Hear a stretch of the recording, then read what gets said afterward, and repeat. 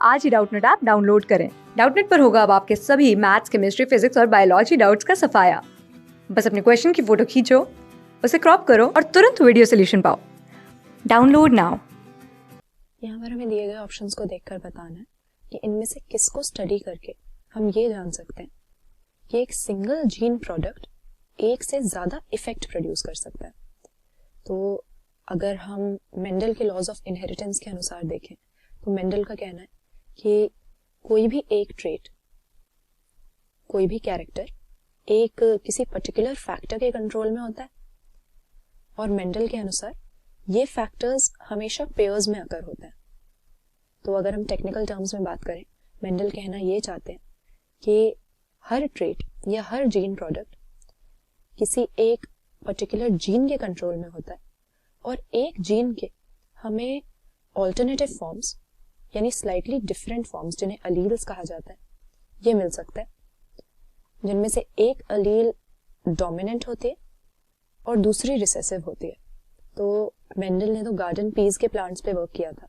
इसी का अगर हम एग्जांपल ले लें, हमारे पाइसम प्लांट में ही, पाइसम सटाइवम इसका साइंटिफिक नेम होता है, इसके अंदर सपोज हम ट्रेट ले लें, इसके अंदर सपोज हम स्टार्च सिंथेसिस कंट्रोल करने वाली जीन को देखें तो एक बी जीन के कंट्रोल के अंडर होता है जिसकी डोमिनेंट एलील को हम डिनोट करेंगे कैपिटल बी से, रिसेसिव एलील को डिनोट करेंगे स्मॉल बी से। तो यहाँ पर क्योंकि दो ही एलील्स हैं तो तीन तरह की कंडीशन पॉसिबल हो सकती है। या तो हो सकता है डोमिनेंट एलील के लिए होमोजाइगस हो, तो ऐसे केस में स्टार्च सिंथेसिस पूरी एफिशिएंटली होगी और स्टार्च ग्रेन्स जो प्रोड्यूस होंगे वो राउंड शेप की होंगी। अगर रिसेसिव वाली एलील के लिए होमोजाइगस कंडीशन हो तो स्टार्च सिंथेसिस की एफिशिएंसी घट जाती है और जो सीड्स प्रोड्यूस होते हैं वो पूरे राउंड नहीं होते, इन्फ्लेटेड नहीं होते, वो रिंकल्ड शेप के होते हैं। वहीं अगर हम हेट्रोजाइगोट की बात करें जहाँ पे एक डोमिनेंट और एक रिसेसिव एलील है तो इसमें हम देखेंगे कि स्टार्च ग्रेन्स अभी भी राउंड शेप के ही प्रोड्यूस हो रहे हैं। तो यहाँ पर बिल्कुल मेंडल के लॉ ऑफ डोमिनेंस के अनुसार हम चल रहे हैं। ऐसा ही लग रहा है कि जो कैपिटल बी है वो पूरी तरह से स्मॉल बी को सप्रेस कर रहा है, उसको दबा रहा है, उसको एक्सप्रेस नहीं होने दे रहा। अगर हम सीड का शेप देखें तो इस तरह की कंडीशन मिल रही है। लेकिन वहीं अगर हम दूसरा कैरेक्टर कंसिडर कर लें, अगर हम सीड का साइज देखने लगे तो यहाँ पर हमें कुछ अलग ही देखने को मिलेगा।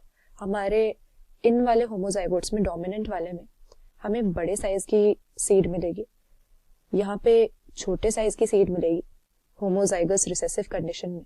लेकिन हेट्रोजाइगोट्स में अगर कंप्लीटली डोमिनेंट होती हमारी कैपिटल बी वाली जीन स्मॉल बी पे तो हमें लार्ज साइज की सीड मिलनी चाहिए थी, जैसा कि हमें स्टेम हाइट के केस में मिलता है। भले ही एक टी कैपिटल हो एक स्मॉल हो, लेकिन वो स्मॉल वाला कुछ भी नहीं कर पाता और capital T tall phenotype produce कर देता है। मगर यहाँ पर हम क्या देखेंगे, हमें इन दोनों के बीच के साइज की, इंटरमीडिएट साइज की सीड्स मिल रही हैं।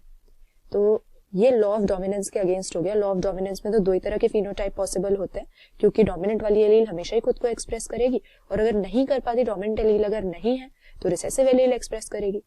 लेकिन यहाँ पर अगर हम सीड शेप देख रहे हैं तो हमें कंप्लीट डोमिनेंस नजर आ रही है और अगर हम सीड के साइज को कंसिडर करें तो ये एक इनकम्प्लीट डोमिनेंस हो गया, जहां पर प्रोजेनी जो है हेट्रोजाइगस कंडीशन में वो दोनों में से किसी भी पेरेंट को रिजेंबल ना करते हुए कोई इंटरमीडिएट फिनोटाइप शो कर रहे हैं।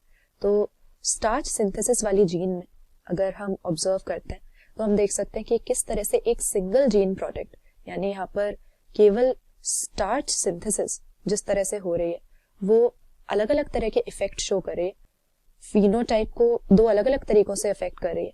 सीड की शेप तो यहाँ पे कंप्लीट डोमिनेंस के अनुसार चल रही है, लेकिन सीड का साइज अगर देखते हैं तो इनकम्प्लीट डोमिनेंस आ जाती है।